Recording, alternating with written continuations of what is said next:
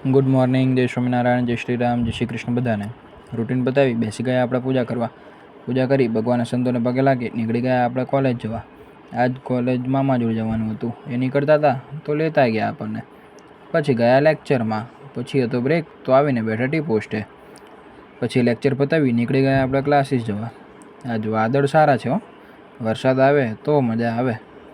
પછી ગયા ઘરે અને પછી ગયા શાકભાજી લેવા અને ત્યાંથી સીધા ગયા મંદિર આરતીમાં. આજની શીખ બરાબર સાંભળજો હો.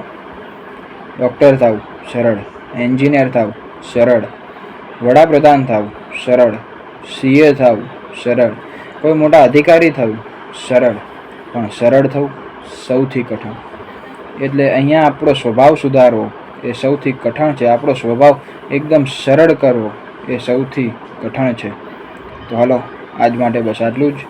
જો તમને આ બ્લોગ ગમે હોય તો બ્લોગને લાઈક કરજો, શેર કરજો, કમેન્ટ કરજો, અને જો ઇન્સ્ટાગ્રામ કે ફેસબુકમાં જોતા હોવ તો ફોલો કરજો, અને જો યુટ્યુબમાં જોતા હોવ તો સબસ્ક્રાઈબ કરી બાજુમાં આપેલા બેલ આઇકનને દબાવજો મારી નોટિફિકેશન સૌથી પહેલાં મેળવવા માટે.